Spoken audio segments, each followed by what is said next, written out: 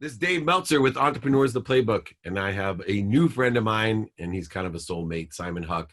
He's the principal of Command Entertainment Group and founder and CEO of JUDY, which is not my girlfriend, Judy, not my wife, Julie, but an unbelievable organization to help people. And I love philanthropic entrepreneurs like yourself. Simon, welcome to the Playbook. Thank you, David. So excited to be here. I really wanted to have you on because I believe that there's a common denominator. There's certain people that no matter what they do, my aunt who was in Manhattan, who was one of my mentors, she always said people either have it or they don't have it. And she used to give me the compliment and say, I know you're going to be successful because you have it.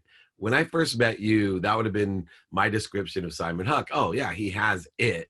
And it's an indescribable force, one in which allows you to have this, tenacity of that you must be what you can be, but also this empathy. You work so closely, for example, with the Kardashians, right? You work with their brand and other brands and tie those in. You're a legend in that space.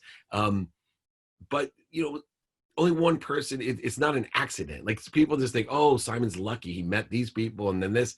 It's your whole life before you met the Kardashians. I promise you. So I was hoping that maybe you kind of talk people through, what your perspective was in relationships in order to effectuate the success that you have in business, but also then how that is relative to like you have experiences of people in need and you say, hey, I have a solution.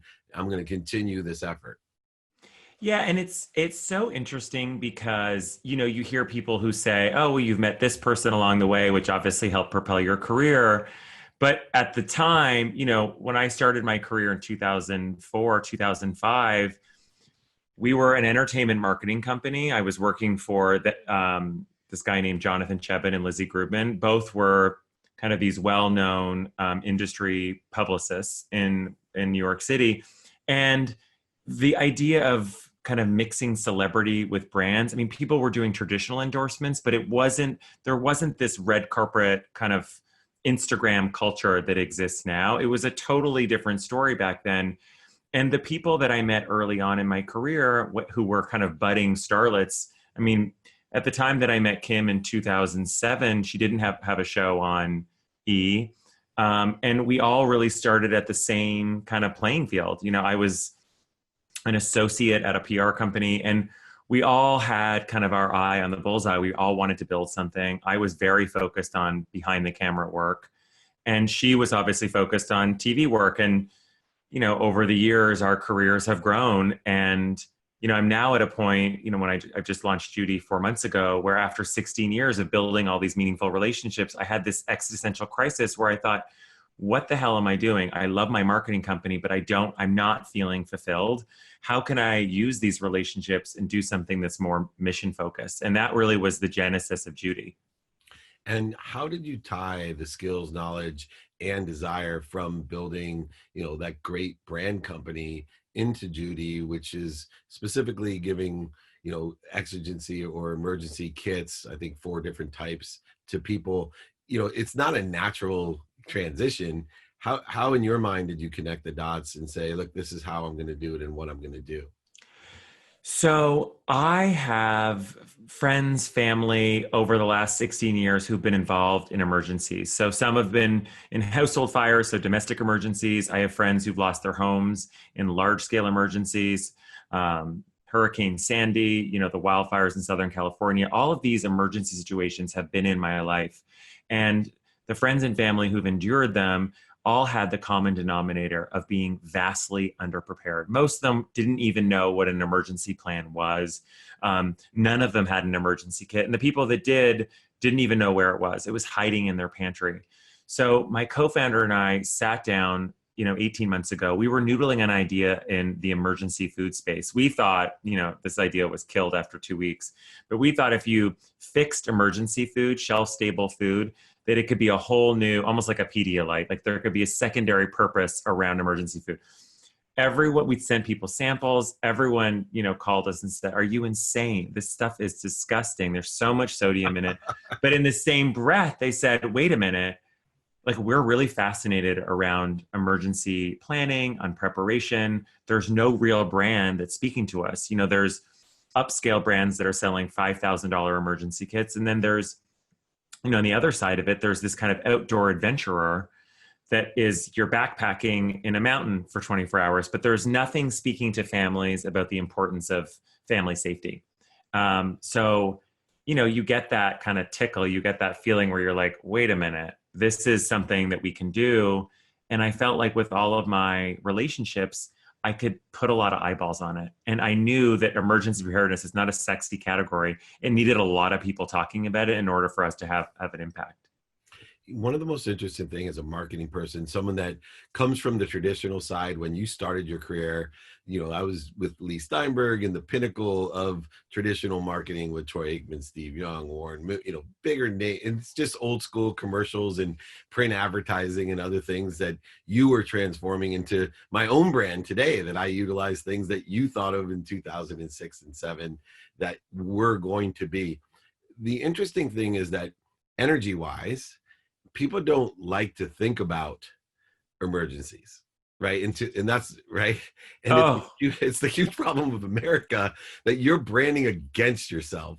It's real easy. For example, the Kardashians, they're branding right into the 87% of the market, right? What they brand themselves as is the big part of it. Everybody wants to see the Kardashians, right? I actually, did a takeoff. I don't you see it like in my closet, right? Like keeping up with the Meltzers come out of a closet, making fun of Gary Vee and taking off The Office with the little Kardashian spill.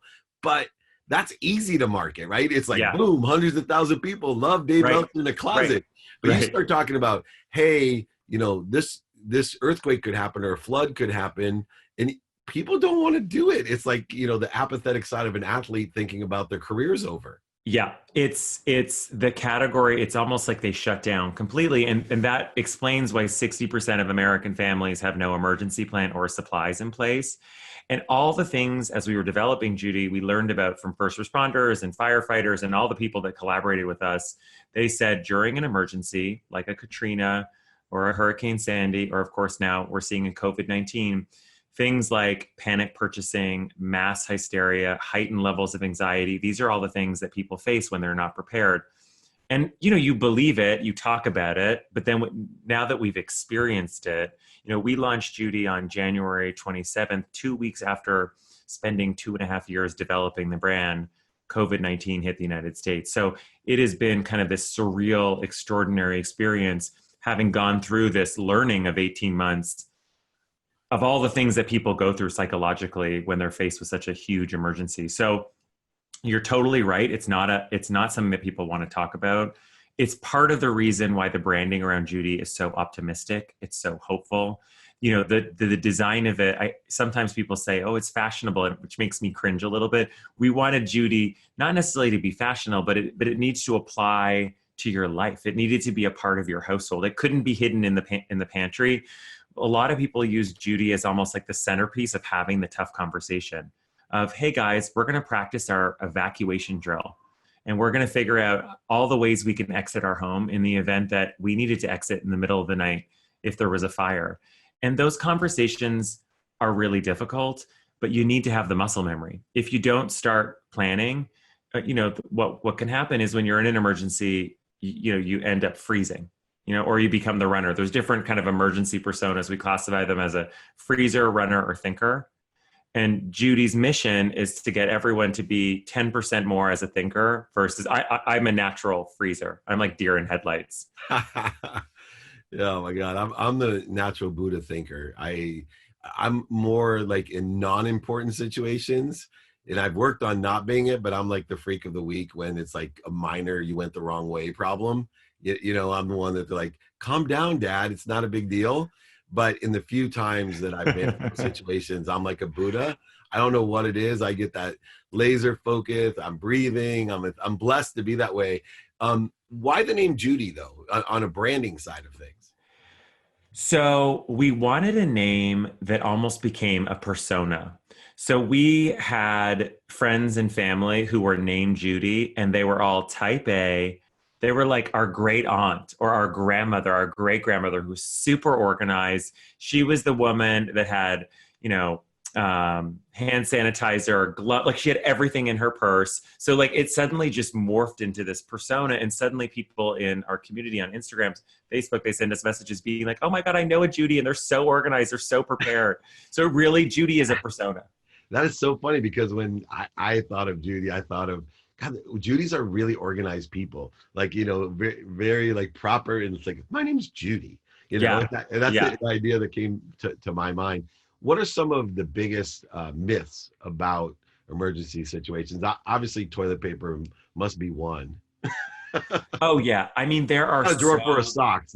I'll never have to buy toilet paper. I got all the one socks that I lose and I only have one. I have a drawer. They're my emergency yeah. socks for all kinds of uses. So funny. Well, there's two big hurdles and myths around kind of the lack of preparation that we do in America. So there's one cohort of people who believe that emergencies won't happen to them. And then there's another cohort of people who believe that if emergencies do happen, there's nothing they can do to prepare or mitigate against them. So those are the challenges. But then when you get down into actual disaster preparedness, there are so many myths and misnomers around what to do. Some people, if you ask people basic information of what to do during an earthquake, a lot of people say, oh, well, you should leave your home. You should run out that front door and you should run. People, we do these preparedness, almost like Big Little Lies preparedness classes in California before COVID, before the COVID outbreak. And a lot of the parents there didn't have the basic information that the kids had. I mean, kids would interrupt saying, oh, I know the answer to this. There's just such a blank space there when it comes to preparedness. So much of our marketing message and our kind of internal message has been, how do we educate people and give them the tools to be prepared? Because if you do anything, you need the education. It's arguably more important than the actual physical kit. Although I'm sure my investors are sending me darts right now as I say that. Right, exactly. Gotta love the board in investors. Now, Yeah. have you guys ever done any content, like humorous content? I don't know if it's appropriate or not, but it'd be really interesting to say, hey, what do you do in the case of a flood? And, put together a mash of all these people with these silly answers, and then have kind of Judy actually characterize, kind of saying, no, actually, here's So I love where your mind is going. You're definitely on our marketing board. So we're doing a video right now where we're showing all of the disaster movies, and then we're debunking all the things that go on in these like apocalyptic movies. So like you always see these kind of Hollywood story of a person standing in between a doorway after a hurricane or a tornado has hit, which in fact is the most dangerous place to stand, like under a doorway. So we're really like focusing kind of on the levity of, hey, these are all myths in Hollywood. We're here to debunk it. And this is a way for you to actually take in the information. Yeah, I always wonder if we had Judy way back when I was a kid, and we used to go under the desk. And I'd love to debunk, like, in a nuclear war, how safe it was to hide under my desk, or especially the school desk that I had in elementary school, like how safe it was to hide under there in a fire, in an earthquake. And of course, we were during the Cold War. So, some Russian attack, which is like, the biggest thing about, people's fear is, I always think about, when I was a kid, I used to ask everybody, do you know anybody in Russia? And everybody would say no.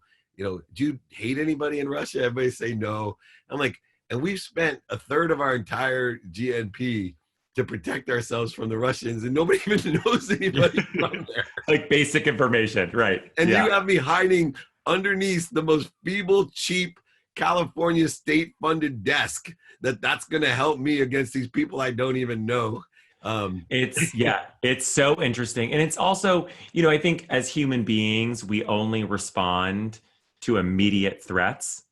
And so the act of saying, get prepared, it's so general that people aren't driven to respond. So you need to give them tangible examples. And for us, what's really hard is we want to make sure that our message isn't driven in fear, because fear shuts you down from the category altogether. But we also have to convey the sense of urgency. One of the things we're talking a lot about in our office today is this kind of double disaster situation as we go into Atlantic hurricane season, which kicks off in June 1st. And then we have wildfire season. So we already know that in Atlantic hurricane season, we're sheltering hundreds of thousands of people in community centers and auditoriums during hurricanes. how are we going to do that safely given COVID-19? So these are the conversations we're having now. And how can we talk about this even on a podcast without scaring people? How do we say, this is something you need to pay attention to, but we're not here to scare you? So it's this fine line and this kind of this internal battle we have with ourselves of how can we educate and empower people to do the right thing without scaring them. Last question real quick on the branding front.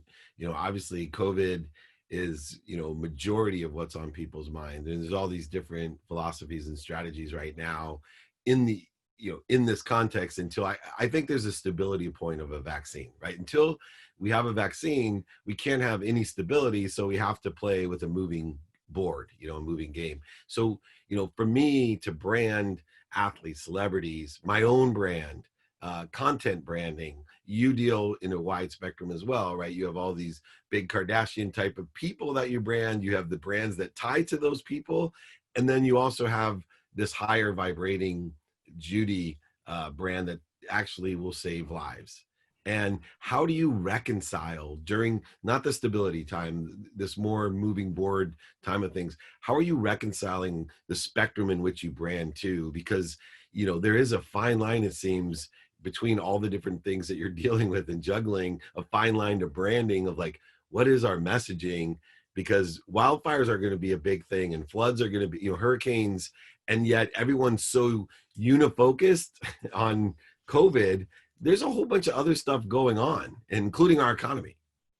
So this is a great question. And this is something that I think every day we're reassessing. So things that you talked about on Monday may not be appropriate on Wednesday. And especially with COVID, even around, let's use the masks as an example. In the beginning, they were saying, don't wear masks, don't wear masks. Then they were saying, wear masks, but don't wear these kinds of masks.